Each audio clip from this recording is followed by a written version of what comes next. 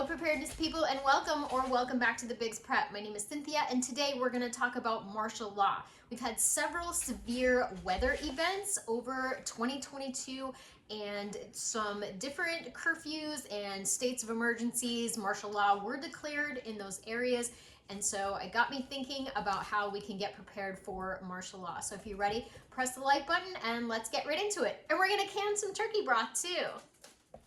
I think the best place to start is, what is martial law? Martial law is when military commanders take over an area and all civilian law is suspended.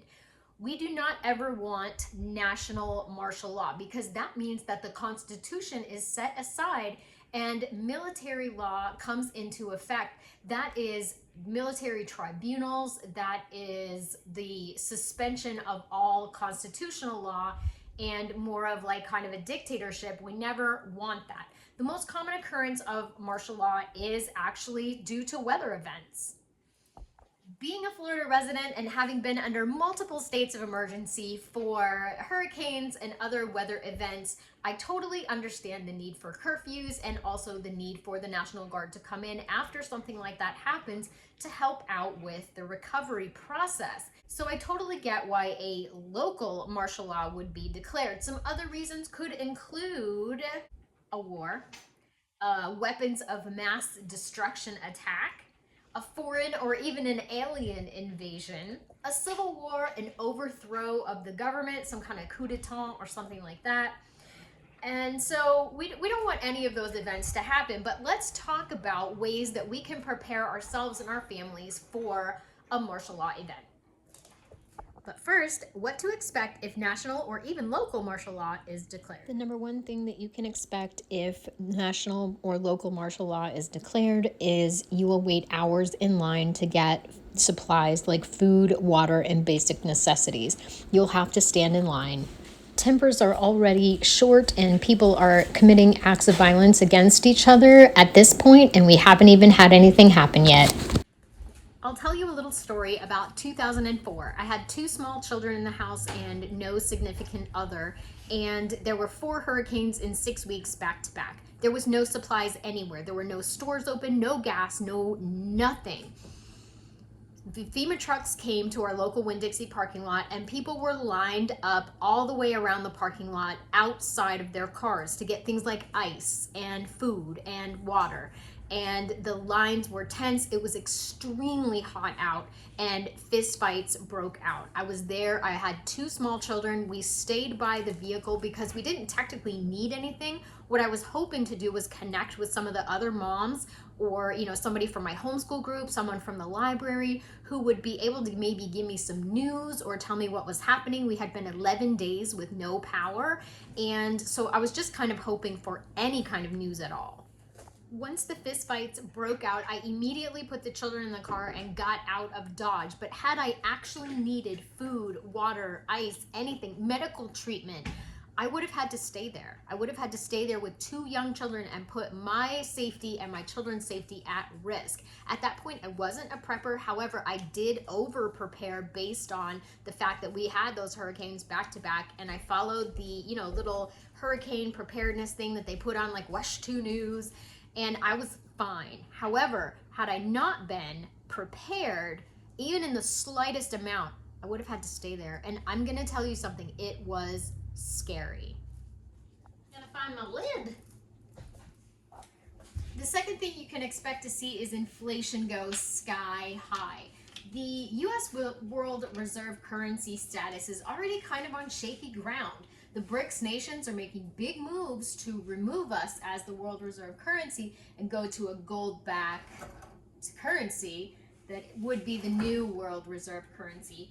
And I gotta go with them. A gold-backed currency is better than what we have now. But losing our world reserve currency, if we had a war or something like that, we can expect inflation to just skyrocket. We're gonna take some lessons from Weimar Germany and Venezuela to figure out what we should do during that kind of hyperinflationary period, and hopefully you're already prepared for something like that with supplies already in your home. So under martial law, you can expect people to be shedding dollars, actual dollars, and doing things more like bartering and trading for goods that are already in hand rather than using dollars. The next thing is you can expect rationing of everything, and I do mean everything, from electricity to gasoline.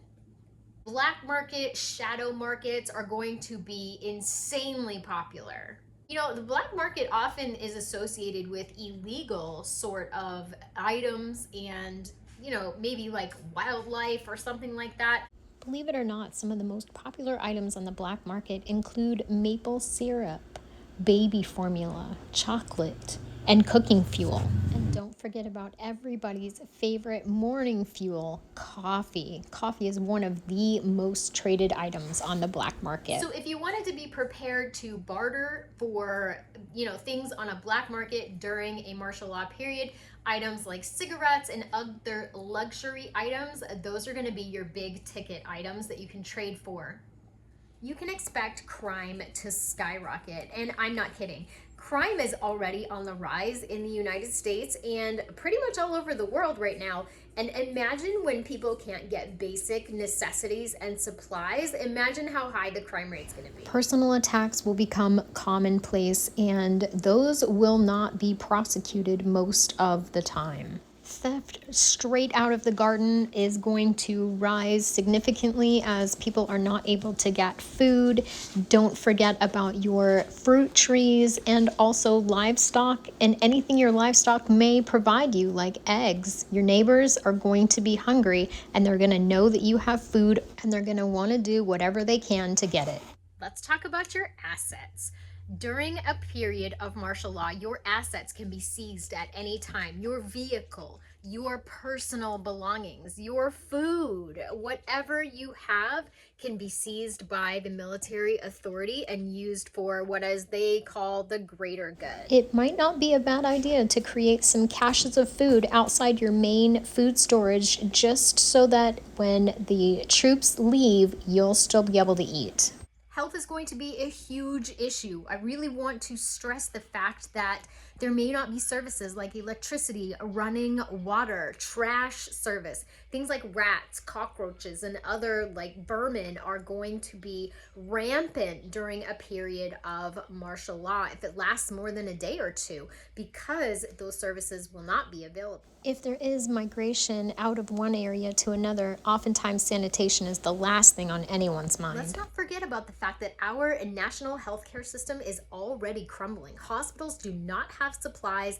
EMTs are overworked and understaffed. Doctors, nurses, all of those people do not have the resources to provide healthcare now. I can't imagine what would happen during a military coup d'etat or some kind of martial law, because anything that was an asset inside of a hospital can be commandeered by the military. We already have a medication shortage in this country, and when people start gathering in large groups, oftentimes sickness travels fast.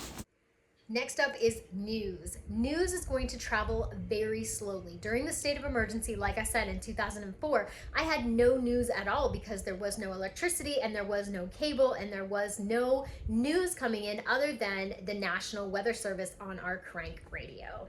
Most of the news you'll be hearing during a time like this, if it's word of mouth, will not be the truth. So be very careful and consider your sources when listening to news. Just remember that during martial law, freedom of the press is out the window, and all of your news is going to come from official sources. Maybe not during a local martial law event, but definitely during a national one. And now let's get empowered with some solutions. Let's get ready for martial law. Number one priority is shelter. Make sure that your home is as secure as you can get it. Do you have a bug out location? If you don't, that's okay. But if you do, make sure you have a way to safely get there.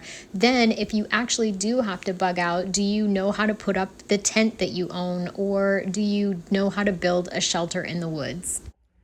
Food. Make sure that you are stocked up on food. That is super important. And while the military can come in and grab your food if they so choose, honestly, I don't think it would have to get pretty dang serious before they came and took your food. It could happen, but will it? I don't know. And are they going to take your home canned foods? Probably not. Are they going to take your commercially canned foods? I think that they would choose those over these. Although I don't know. I don't know what would happen. Ooh, the lighting. Make sure you have medicine. Very important, because if you need healthcare, you're probably going to be last on the list. And don't forget about those first aid supplies too. Think about your gear, like your boots, warm clothing, jackets. Even if you live in a warmer climate, it still gets cold here. You're gonna want some jackets. I also recommend a couple of pairs of good work gloves. And protection, whatever that means to your family, whether it's one of these, one of the 2A things, even a cast iron skillet, whatever that means to your family, I want you to make sure that you have protection in your home so that you can defend yourself. Let's talk about skills and drills. Basic skills like map reading and knowing the roads in your local area. In my recent video, 7 skills to learn before the next economic collapse, these honestly apply to martial law as well. Number 4 is trust no one. If someone new comes into your group and you've never met them before, spies are going to be everywhere. Number 5, get quiet, stay small, go gray man.